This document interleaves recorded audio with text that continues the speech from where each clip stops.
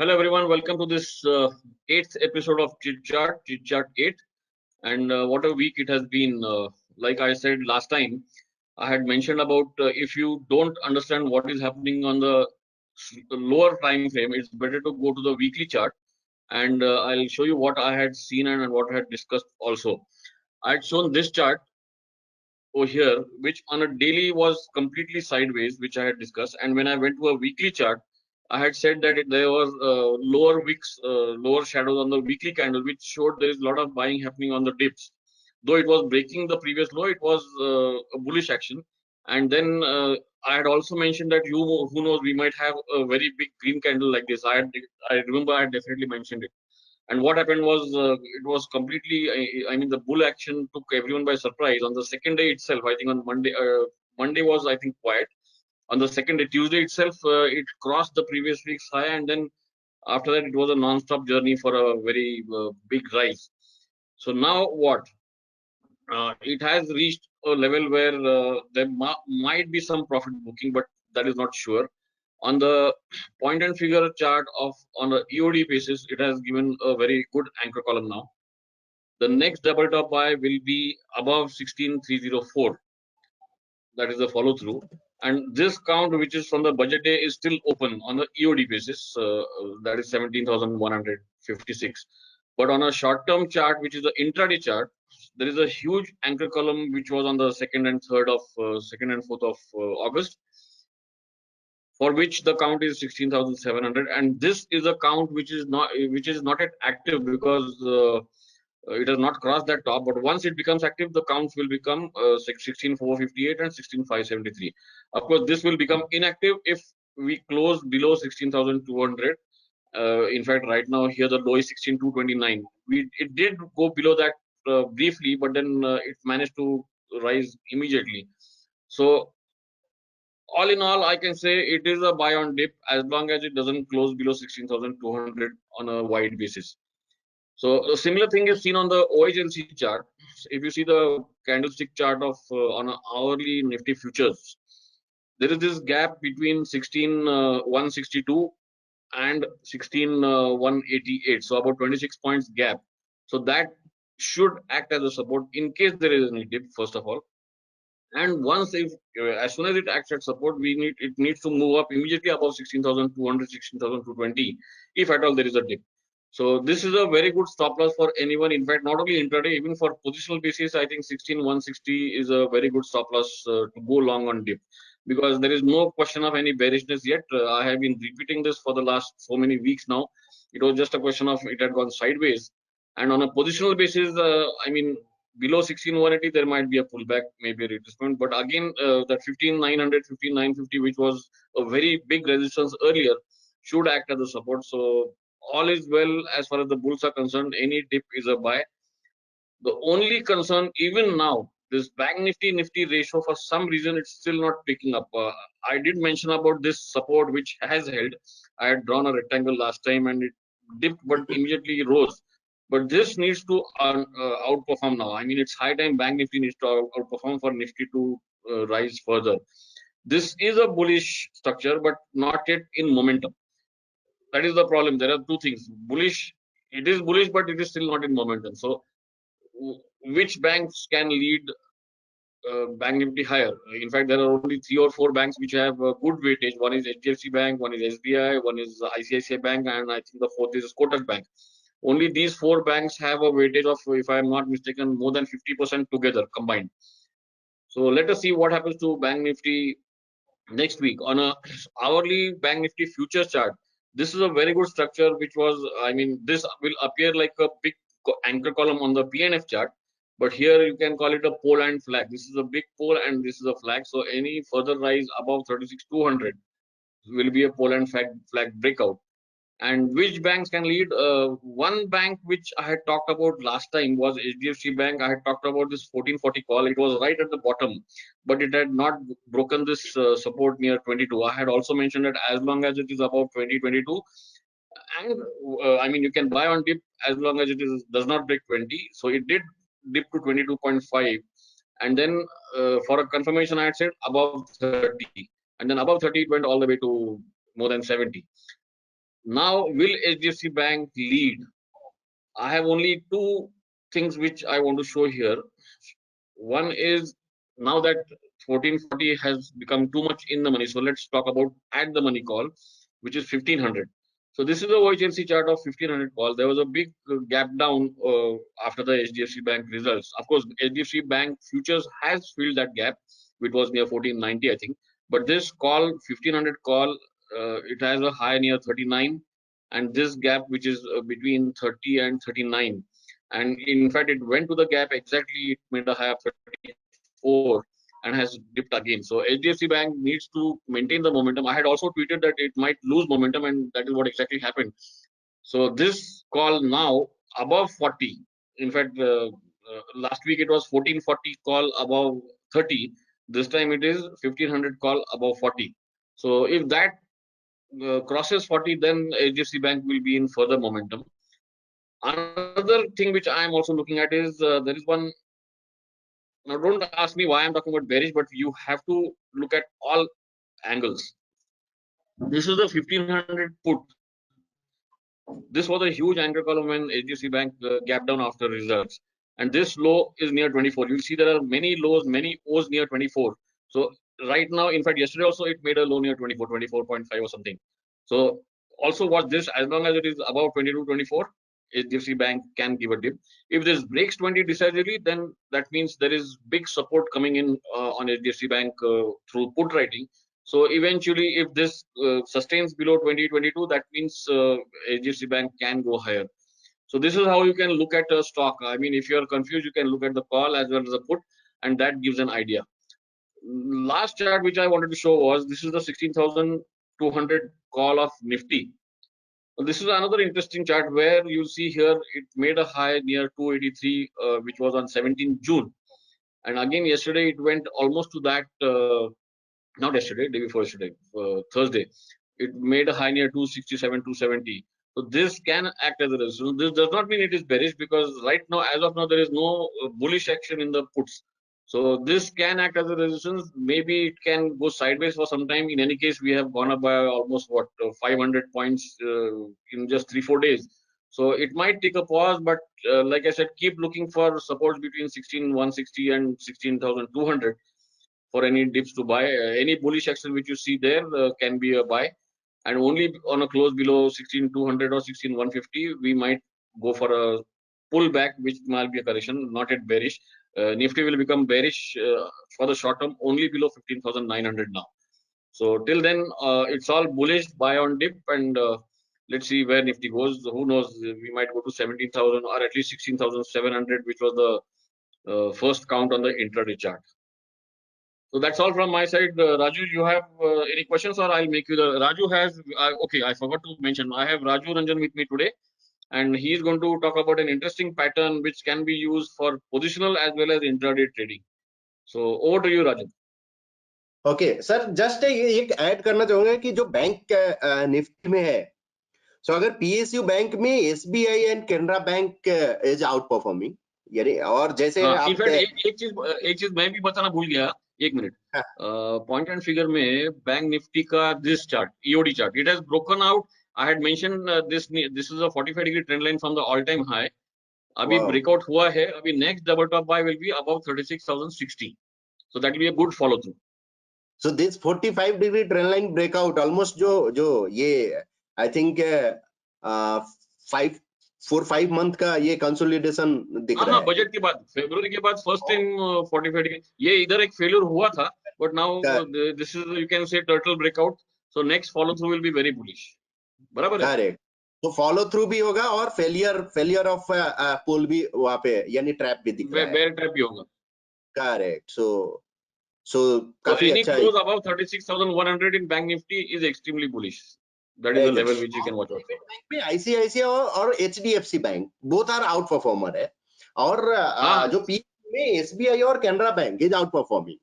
सो ये अगर in case bank यहाँ से अगर फॉलो थ्रू देता है, जो 0.10 का चार्ट है, सो ये चारों बैंक पे आप नजर रख सकते हो. या HDFC bank, SBI, ICICI bank and Canara bank. So कुछ पीपीटी ऐसा ये नहीं है, जस्ट एक डिस्कशन मैंने सोचा कि करूं कि कौन से जो जो बहुत सारे माइंड में रहता है बहुत के कौन से पैटर्न अच्छा है, इंट्राडे में कौन हाँ सा पैटर्न करना चाहिए या शॉर्ट टर्म डिलीवरी के लिए कौन सा पैटर्न करना चाहिए। सो एक चीज आप समझो, किसी भी ट्रेडिंग के लिए आइदर ये इंट्राडे ट्रेडिंग हो या मोमेंटम ट्रेडिंग हो यानी पोजिशनल ट्रेडिंग हो, सबके लिए एक चीज बहुत ही इंपॉर्टेंट जो जो मुझे समझ में आता है वो क्या है, जो स्टॉक में मोमेंटम होना चाहिए। करेक्ट। सो मोमेंटम को अगर जब आप आइडेंटिफाई कर लेते हो, सो आधा काम आपका, हाफ काम इजी हो जाता है फॉर ट्रेडिंग पर्सपेक्टिव। जैसे ये चार्ट अगर आपको दिख रहा है, ये चार्ट, सो करंट चार्ट में जो जो मैंने मार्क जो किया है ये पे, ये क्या है, ये सॉर्ट ऑफ ट्रेंड शो करता है कि प्राइस में मोमेंटम है। और हम लोग बहुत बार ऐसा डिस्कस किए हैं कि जो पॉइंट एंड फिगर चार्ट में आप इजिली आइडेंटिफाई कर सकते हो momentum through anchor column. So this is called anchor column, momentum है। उसके बाद एक सैलो रिट्रेसमेंट है, सो बी इज कॉल्ड रिट्रेसमेंट, और सी यानी नेक्स्ट फॉलो थ्रू, यानी नेक्स्ट ट्रेंड कंटिन्यू हो गया है, करेक्ट। सो अगर इसको अगर हम ऐसे अगर ट्रेडिंग पर्सपेक्टिव से देखें तो क्या है, मोमेंटम का फॉलो थ्रू, यानी मोमेंटम के बाद का नेक्स्ट जो बाई आया है उस पे हम लोग एंटर करते हैं। इनफैक्ट वही मैं So, हमेशा लोगों को समझाता हूँ। एक मिनट, जो बैंक निफ्टी का आवरली चार्ट दिखा है मैंने कैंडलस्टिक ओएचएलसी पे, उसमें कैसे बड़े बड़े छोटे छोटे कैंडल, फिर एक बड़ा कैंडल और फिर वो ऊपर चला गया, all that comes in one column on PNF charts and then it is formed as a anchor column which shows momentum. Candlestick में it is a bit difficult to spot those kind of structures. Exactly, because वहां time plot भी करते हैं। So every अगर जो भी तो every minute या उतने मिनट का हम लोग ये कैंडल फॉर्म करते हैं। यहाँ पे वैसा नहीं है, प्राइस मोमेंटम होता है, केवल प्राइस प्लॉट करते हैं, करेक्ट। सो इस तरह का जो पैटर्न अगर आपको जो जो दिख रहा है, सो इस तरह का जो सुपर पैटर्न हम लोग डिस्कस किए या T20 डिस्कस किए, ये सभी पैटर्न डिस्कस किए, जिसमें सुपर पैटर्न में क्या था कि डबल टॉप बाई के बाद 10 box move should be in favour और 4 बॉक्स का रिट्रेसमेंट होना चाहिए। जो सैलो रिट्रेसमेंट का मतलब वहां पे हम लोग ऑब्जेक्टिव किए 4 बॉक्स। सेम T20 के लिए 20 बॉक्स स्ट्रेंथ होना चाहिए कॉलम का, नॉट डबल टॉप बाई के ऊपर, यानी टोटल नंबर ऑफ स्ट्रेंथ जो होना चाहिए कॉलम का 20 और 8 बॉक्स रिट्रेसमेंट और उसके बाद का फॉलो थ्रू। सो T20 इस तरह। सो वहां पे 8 बॉक्स रिट्रेसमेंट, वहां भी ऑब्जेक्टिव है। सो आज एक जो डिस्कस हम करने वाले हैं ARF एंकर, ARF बुलिश और ARF बियरिश, जो अपने ट्रेड पॉइंट में स्कैनर है, पैटर्न जो दिया गया है और उसका स्कैनर भी है। सो ARF इज उसका अगर पूरा फुल फॉर्म देखे तो एंकर रिट्रेसमेंट फॉलो थ्रू। अब व्हाट इज दिस? सो आप एंकर, ये डबल टॉप बाई आपको दिख रहा होगा। सो double top by with 9 minimum 9 box move, double top अच्छा, बाई ये के 9 मतलब टोटल 9 टोटल है, मतलब डबल टॉप बाय के बाद 9 ऐसा नहीं है? नहीं, जैसे सुपर पैटर्न में बॉक्स नहीं, हाँ, तो टोटल है, total strength of this column should be 9। Okay. और उसका डबल टॉप बाई होना चाहिए। डबल टॉप बाई क्यों? बिकॉज आप double top by is a bullish swing breakout, so bullish pattern है, सो ये साइन ऑफ बुलिशनेस है। और ये 9 बॉक्स का मूव अगर पॉइंट मान लो कि यहाँ की अगर 1% के चार्ट पे अगर आप देख रहे हो ये, सो सॉर्ट ऑफ 9% का मूव होता है। 0.15 चार्ट पे अगर देख रहे हो, सो सॉर्ट ऑफ वो यानी अप्रॉक्स हो जाता है 2% के करीब में, करेक्ट। सो ये इंट्राडे के लिए 2%। करेक्ट। सो ये स्ट्रॉन्ग, यानी ये दिखाता है कि ये स्टॉक में मोमेंटम है। उसके बाद ये सेम रिट्रेसमेंट। अब रिट्रेसमेंट का यहाँ पे रूल क्या है ARF में, ये 3 बॉक्स या 4 बॉक्स नहीं है, एब्सोल्यूट बॉक्स यानी नंबर नहीं दिया गया, यहाँ पे परसेंटेज दिया गया है। परसेंटेज क्या है कि जितना भी कॉलम का, ये कॉलम का स्ट्रेंथ है उसका नॉट मोर देन 40% रिट्रेसमेंट होना चाहिए। एंड आफ्टर दैट अगर उसके बाद नेक्स्ट जो फॉलो थ्रू होता है उसको बोलते हैं ARF। सो अगर मान लो कि अगर ये कॉलम का स्ट्रेंथ अगर 40 है, सो इसका retracement not more then 16 box होना चाहिए, करेक्ट। 16 ना? अगर इस 16 बॉक्स, सेम अगर मान लो कि यहाँ की इस कॉलम का स्ट्रेंथ 10 बॉक्स है 10, सो इसका retracement not more then 4 box होना चाहिए। सो इनफैक्ट ये जैसे अगर ट्रेडिशनली थियरी से कंपेयर किया जाए तो it makes huge sense. I tell you कैसे। ट्रेडिशनली जो people who follow Fibonacci retracements, everyone knows that the most bullish Fibonacci retracement is the one which turns up, I mean, reverses from 38 to 40%. 38.2% is the actual number. So this is exactly that. Whichever retracement does not go beyond 40% and then gives a follow through is in any case extremely bullish, and that is what this trading is all about. Identifying momentum and then the follow through. Correct sir. So ये ARF bullish हुआ, ठीक opposite of ARF bullish ARF bearish भी होता है, सब कुछ rule सब same है। अब इसका थोड़ा ट्रेड पॉइंट चालाकी करने के लिए थोड़ा चालाकी करने के लिए वो एंकर सॉरी कॉलम रिवर्सल पे भी बाय कर सकते हैं। नहीं, अभी क्यों कॉलम रिवर्सल पे नहीं आप ये करो, बिकॉज क्या होता है अगर ये मोमेंटम का स्ट्रेंथ है तो ही फॉलो थ्रू आएगा, अदरवाइज पॉसिबल क्या कि नेक्स्ट जो है इधर आप गया। और कॉलम रिवर्सल पे ऐसे भी आप 3 बॉक्स के ऊपर ही बाई करोगे कॉलम रिवर्सल। हाँ 3 बॉक्स तो ऑलमोस्ट एक सेट सेम लेवल ही हो जाएगा। करेक्ट। सो वेट कर लो नेक्स्ट फॉलो थ्रू का। अगर ये ज्यादा वेट करने की जरूरत नहीं। डीप है तो आप सोच सकते हो कि हाँ कि हम कॉलम रिवर्सल पे बाई करते हैं। सो वहां पे ऑलरेडी ये एंकर रिट्रेसमेंट का जो 9 बॉक्स हम लोग ने दिया है, सो नंबर ऑफ स्टॉक्स अगर इंट्राडे में बात करें तो थोड़ा ज्यादा आता है वहां पे स्कैनर में। सो बार बार अगर आप वहां पे भी हम डिस्कस करेंगे कि आप कैसे उसको थोड़ा कम कर सकते हो और कौन से स्टॉक आप सिलेक्ट कर सकते हैं। सो ये अभी अगर हम अभी तक जो इंट्राडे का हम बात कर रहे हैं कि इंट्राडे का हम कैसे ये कर सकते हैं, तो इंट्राडे में ये लेटेस्ट जो कल का ही एग्जांपल अदानी का आप देखो। सो ये कॉलम का जो स्ट्रेंथ है ये 9 बॉक्स दिख रहा है, काउंट 9 बॉक्स है बराबर। सो इसका रिट्रेसमेंट कितना होना चाहिए, यानी 40%, मतलब नॉट मोर देन 3.6, यानी नॉट मोर देन 3। करेक्ट। तो ये 3 बॉक्स रिट्रेसमेंट है और उसके बाद का फॉलो थ्रू। सो आपका इसका डबल एआरएफ में जो डबल टॉप बाई आया कितने में, 1453 विद स्टॉप लॉस ऑफ 1442, यानी 10 रुपीज स्टॉप लॉस था। Correct. 10 rupees in Adani enterprises is nothing. Correct, because 1400-1500 का स्टॉक्स है और 10 रुपीज वो तो मिनिमम स्टॉप लॉस आएगा, उसके नीचे तो आ ही नहीं सकता है पॉइंट एंड फिगर में। उसका रीजन है कि 3 बॉक्स के नीचे नहीं होगा स्टॉप लॉस मिनिमम। और उसके बाद का प्राइस मूवमेंट आप देखो। सो यहाँ पे समझ नहीं आया कि इतना बड़ा मूव हो सकता है क्या। करेक्ट। ऐसे बहुत सारे हम मेरे पास, बिकॉज ये वन ऑफ स्कैनर हम इंट्राडे के लिए हम यूज करते हैं, इवन पोजिशनल के लिए भी इसको हम यूज करते हैं। उसका रीजन क्या है कि ये अगर आप ये स्कैनर रन करते हो तो आई थिंक जो जो हम अपने एक्सपीरियंस पे बेस पे बोल रहे हैं कि बहुत कम स्टॉक्स जो होंगे जो आपसे मिस होगा कि हाँ कि ये स्टॉक चला और मेरे स्कैनर में नहीं आया, रेयर होगा, रेयर। अनदर इज इंट्राडे का ही एग्जांपल ये है गेल। इंट्राडे का बेरिश का एग्जांपल कोई हुआ है इतना रिसेंट पास्ट में? बेरिश मतलब आई नो इतने में बेरिशनेस कुछ ज्यादा सही था नहीं। डॉक्टर रेड्डी जो हुआ 10 दिन पहले, देख लेते हैं, ये गेल का पहले ये देख लेते हैं। सो दिस इज मॉर्निंग में ही ये एआरएफ हुआ क्वालिफाई यहाँ पे। अब इसको जो सुपर पैटर्न जो यूज कर रहे हैं सुपर पैटर्न होगा, T20 वाले को T20 भी हुआ। Correct. So this is ARF और उसके बाद का मूव।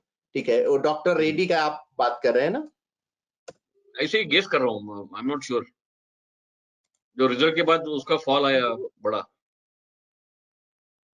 सो ये 13 बॉक्स और ये 5 है नहीं 5 बॉक्स।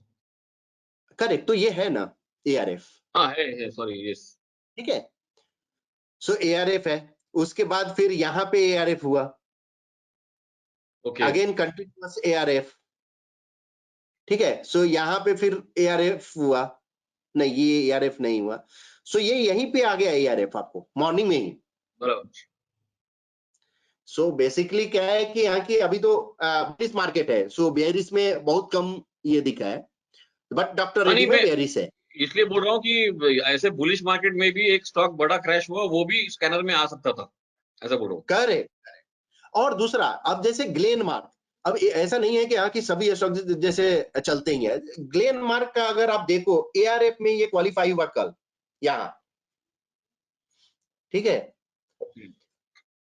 और एआरएफ में क्वालिफाई होने के बाद ये यहाँ पे इमीडिएट ये कंटिन्यूशन में आपका स्टॉप लॉस ट्रिगर हो गया। सो ये बहुत ज्यादा नहीं चला। करेक्ट। सो ऐसा नहीं है, अगर स्टॉप लॉस गया भी तो आपको मालूम है कि ये स्मॉल सैलो रिट्रेसमेंट है, तो स्मॉल स्टॉप लॉस के साथ आप बाहर हो सकते। करेक्ट। अनदर आपको एक्चुअली राजू, उसका अगर पीमॉक्स से देखोगे तो वो बुलिश था ही नहीं। करेक्ट। सो सी, पीमॉक्स हम यूज करते हैं ये इंट्राडे ट्रेडिंग के लिए, प्लस दूसरा हम इंट्राडे के लिए स्टॉक जो जो एआरएफ में आता है उसके लिए क्या हम यूज करते हैं, डिस्पैरिटी। सो अगर जैसे ये स्टॉक कोई भी एग्जांपल ले लो, लेट्स अदानी ही जो हम लोग बात किए, अभी यहां अगर देखो ये जो डिस्पैरिटी क्या होता है कि difference between the moving average, अभी disparity of single moving average यानी मूविंग एवरेज का हम बात कर रहे हैं। So difference between the price and moving average is called a disparity. ज्यादा दूर नहीं होना सो चाहिए। यहां नहीं ज्यादा दूर है, लेकिन अगर इस कंडीशन पे यहां बात करें तो ये दूर है। करेक्ट, सो राइट। अगर इन केस इस स्कैनर में अगर मुझे बाई अगर यहां पे अगर मिल रहा है एक स्टॉक्स जो इस तरह के डिस्पैरिटी पे double top by ARF qualify हो रहा है, अनदर स्टॉक जो ये एआरएफ क्वालिफाई हो रहा है यहां ऐसा कुछ है, सो हम प्रेफर किसको करेंगे, इसको, बराबर, जहां पे डिस्पैरिटी कम है। अब यहां पे आप राइट। देखो डिस्पैरिटी कम हो गया, बिकॉज इसके बाद ये प्राइस अगर यहां से एआरएफ मिलता है सो हम उसको प्रेफर करते हैं। तो या इंट्राडे के लिए हम इसको एक इसके लिए रखे हैं कि कोई भी स्टॉक अगर एआरएफ में आता है सो डिस्पैरिटी ज्यादा नहीं होना चाहिए। अनदर थिंग जो हम यूज करते हैं, पीमॉक्स। पीमॉक्स अगर ओवरसोल्ड में है, यानी 20 के नीचे इधर ओवरसोल्ड में है, और उसके बाद एआरएफ अगर आता है सो उसको बाई करते हैं। बराबर है। और पीमॉक्स अगर ओवरसोल्ड है तो डिस्पैरिटी कम ही रहेगा, बराबर है। ओवरसोल्ड में है तो कम ही रहेगा जनरली, और अगर ओवरबॉट में है तो देखते हैं क्या कि अभी उसमें भी अगर देखो ये पीमॉक्स का अगर ये यहाँ पे पीमॉक्स का ओवरसोल्ड जो दिखाया, सो ये ओवरसोल्ड नहीं है, ये कंटिन्यूशन बाइंग ओवरबॉट। होता है। हाँ, ओवरबॉट यानी कंटिन्यूशन बाइंग जिसको बोलते हैं। सो प्रीवियस अगर पीमॉक्स को ब्रेक कर रहा है इसका मतलब कंटिन्यूशन बाइंग चल रहा है इसमें, बराबर। जो कंटिन्यूशन मूव जो देखते हैं, तो इसका मतलब नहीं कि उधर गया कि हम सेल कर दे, नहीं, ठीक है। सो ये एक पैरामीटर आप अनदर कुछ आपके लिए अगर कुछ फिल्ट्रेशन है तो आप यूज कर सकते हो एआरएफ में। और अनदर एक चार्ट और डिस्कस करूंगा जो भारती, अगर आपको याद होगा सर, ट्वीट भी मैंने किया था भारती का, जो ये 45 डिग्री ट्रेंड लाइन के साथ ये और ईओडी ब्रेकआउट था ना। करेक्ट, ये ईओडी ब्रेकआउट था, और 45 डिग्री ट्रेंड लाइन जो है one of my favourite tool है इन पीएनएफ, इसको यूज करते हैं। सो ये देखो ये 45 डिग्री ट्रायंगल भी सॉर्ट ऑफ था, प्लस वहां पे कॉन्फिडेंट हम क्यों थे, फर्स्ट टाइम ये रिजेक्ट किया था, सेकेंड टाइम यहाँ पे एक तो 45 डिग्री ट्रेंड लाइन ब्रेकआउट हुआ था, और साथ में एआरएफ पैटर्न था ऑन 0.25। ये इसका 15 बॉक्स और 4 बॉक्स इसका उसके बाद का ये ब्रेकआउट था, सो फॉलो थ्रू बहुत था। सो ये बराबर। चांसेस था कि यहाँ पे ये वर्क करना चाहिए। किसी कोई भी पैटर्न का 100% कुछ श्योरिटी नहीं रहता है, लेकिन प्रोबेबिलिटी पॉसिबिलिटी जो रहता है उसका बात हम कर रहे हैं। तो ये इस तरह से अनदर चार्ट हम आपको 0.25 पे ही दिखा रहे हैं, मन्नापुरम। अभी ये मन्नापुरम का चार्ट देखो, ये क्वालिफाई हुआ एआरएफ, उसके बाद का प्राइस मूवमेंट। अच्छा, अभी ये 0.25, सो 175 एआरएफ से 220। करेक्ट। सो एआरएफ ऐसा नहीं है कि इंट्राडे में ही वर्क करता है, 0.25 में वर्क नहीं करता है, या 0.25 में इसमें, ये एवरी टाइम फ्रेम पे वर्क करता है। एवरी टाइप ऑफ ट्रेडर के लिए ये बहुत ही बढ़िया है। अब कोई भी आप मेथड ले लो, कोई भी मेथड, अभी जैसे मैंने एक ये किया है, जो स्कैनर रन किया, ये सब थोड़ा बंद कर देते हैं।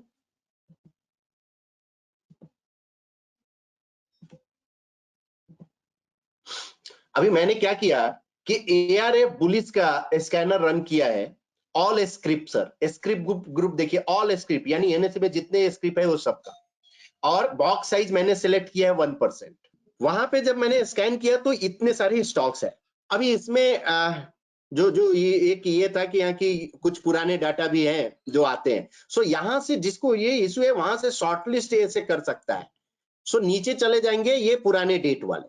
अभी फोकस, सुवेन फार्मा, जेएसएल, ये सब रिसेंट क्वालिफाई हुआ है।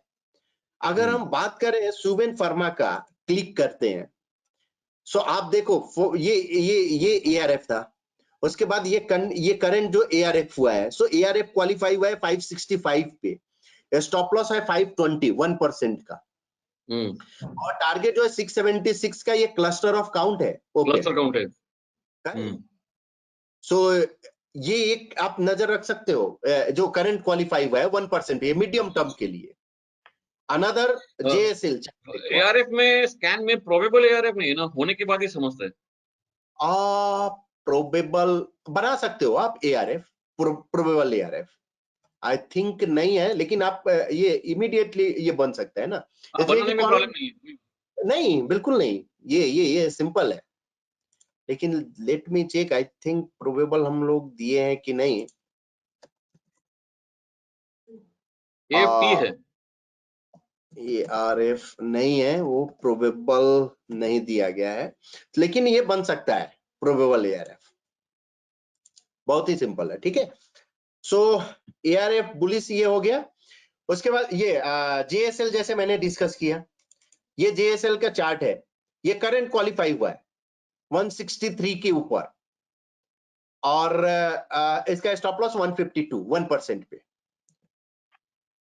फोकस, अभी फोकस आप देखो, सो एआरएफ क्वालिफाई हुआ यहाँ 32 रुपीज पे, उसका 53। अभी ये सभी ऑल स्क्रिप्ट मैंने रन किया है, सो पॉसिबिलिटी है कि यहाँ की इसमें आप फोकस में हो सकता है कि आपको लिक्विडिटी नहीं मिले। सो आप वहां पे कैंडल्स का चार्ट ओपन करके देख लो कि लिक्विड स्टॉक्स है ना, ऐसा तो नहीं कि ये लिक्विड है। करेक्ट, सो ये बहुत ही इंपॉर्टेंट है। सो ये 1% का। अभी जितना मैंने डिस्कस किया, ये सबके लिए क्या जरूरी है, एक आपके लिए ट्रेडिंग का रूल होना चाहिए। अब वो रूल कैसे होना चाहिए, जो मैंने थोड़ा एक फॉर्मेट जस्ट एक बनाया है, कि अगर मान लो कि अगर मुझे इंट्राडे ट्रेडिंग करना है, चाहे कोई भी मेथड हो लो, बहुत ही बढ़िया से बढ़िया मेथड, अगर आपके पास रूल नहीं है पोजीशन साइजिंग का, स्टॉप लॉस का यानी रिस्क का, सो वो सक्सेस नहीं होता है। अभी अगर मैंने जैसे ये रूल बनाया कि एंट्री क्या करेंगे, पैटर्न का नाम एआरएफ बुलिश और ARF bearish, so entry criteria मेरा इसी पे है। एग्जिट क्या हुआ, stop loss not more then 6 box किया और 10,000। अभी ये स्टॉप लॉस आपके हिसाब से आप अपना चेंज कर सकते हो, 8 बॉक्स, 10 बॉक्स, 20, जो आपको करना है इंट्राडे में। ये 10,000 मैंने लिया है हाइपोथेटिकल, तो आप 15,000 आप अपने रिस्क के हिसाब से सिलेक्ट कर सकते हो। इंट्राडे के लिए 0.15% लगेगा ना बॉक्स साइज। करेक्ट, तो 0.15 यानी अगर हम देखें 6 बॉक्स डाले हैं, सो वो अप्रॉक्स यानी 8 बॉक्स का 1.2% का almost maximum. So 1%, not more 1% का रिस्क इज ये फेयर है इंट्राडे के लिए। अभी प्रॉफिट के लिए, अगर प्रॉफिट बुकिंग अगर आपको करना है, सो इंट्राडे अगर मूवमेंट ट्रेड अगर है तो 1:2 या नियर 10,000।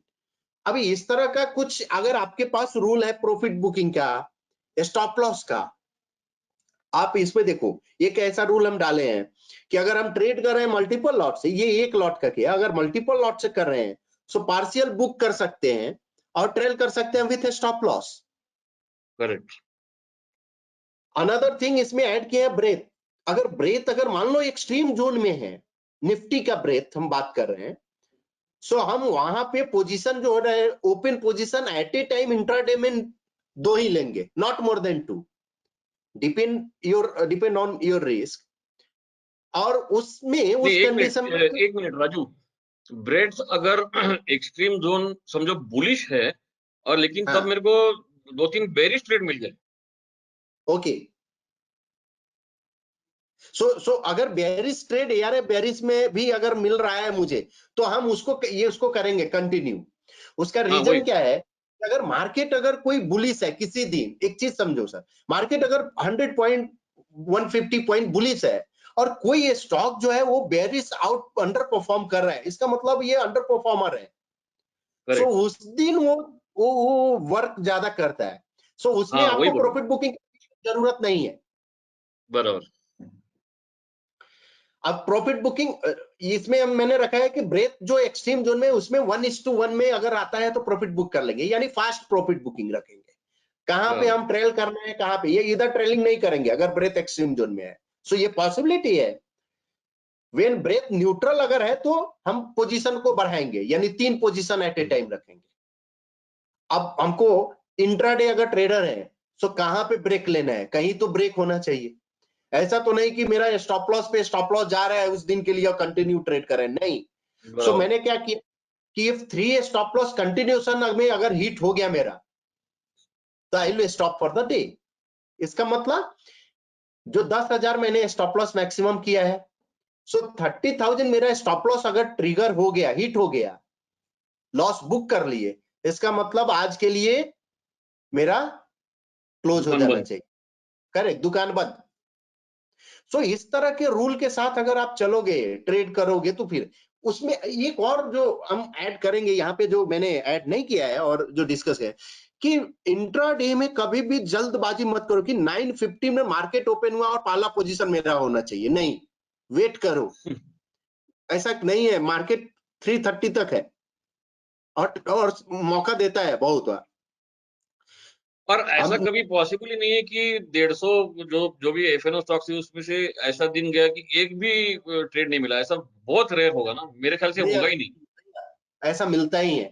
हाँ, आपको ये हो सकता है कि आपके रूल के हिसाब से थोड़ा आपको उस दिन का एंट्री नहीं मिले, या रूल के हिसाब से आपका ट्रेड बंद कर दो। अभी जैसे मान लो क्या कि मेरा हम पहला ट्रेड लिए और फर्स्ट ट्रेड लिए और स्टॉप लॉस आपका हिट हो गया, सो ऐसा नहीं कि इमीडिएट आप सेकेंड पोजीशन ओपन करो, वेट करो थोड़ा।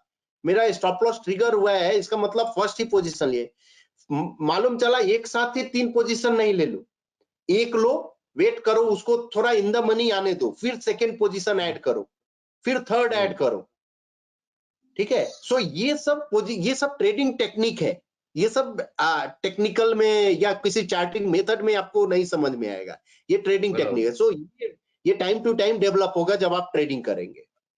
अनदर इसका एक और मैंने जो कैश डिलीवरी के लिए बनाया था है, कि एंट्री अगर एआरएफ बुलिस अगर 1% पे है, स्टॉप लॉस उस हिसाब से 10 बॉक्स कर दिया है, यानी 10% का मूव, और 1:2 पे बुक कर ले पार्शियल और रेस्ट को ट्रेल करें। सो इस तरह का आप अपना रूल एक बनाओ और इस पैटर्न को आप ट्रेड कर सकते हो। बिकॉज इसमें एक सैलो रिट्रेसमेंट है, स्टॉप लॉस आपका स्मॉल है, और बराबर। मोमेंटम है, और उसके बाद का फॉलो अप बाइंग है। सो तीनों आ जाता है, momentum, shallow retracement and follow up buying. So और ये तीनों के अलावा और ट्रेडिंग के लिए चाहिए क्या? और चौथा बराबर है। आपके लिए, आपके पास रूल है ही कि आपका कितने में स्टॉप करना है, कितना स्टॉप लॉस होना चाहिए, ये सब रूल है ही। फिर कुछ सोचने का नहीं है और आप इजिली आप ट्रेड कर सकते हो। सो ये दैट्स ऑल सर, ये मेरे साइड से। अगर आपको कुछ क्वेश्चन है इससे रिलेटेड। नहीं नहीं, क्वेश्चन तो मैं पूछ रहा था बीच बीच में, तो I think most of the doubts will be clear. इसके बाद भी if anyone has any doubts you can always comment on the YouTube video, YouTube channel, और of course you have the Twitter IDs of Raju and myself. You can always ask, and he'll be ready to answer any queries which you have. So thanks, Raju. This was an extremely informative session, and I hope people will start using ARF also now. ARF will become the talk of the town for the next few days. Let's see. So thank you, and if any questions, you can always comment on the YouTube video. Thank you. Okay, thank you, sir.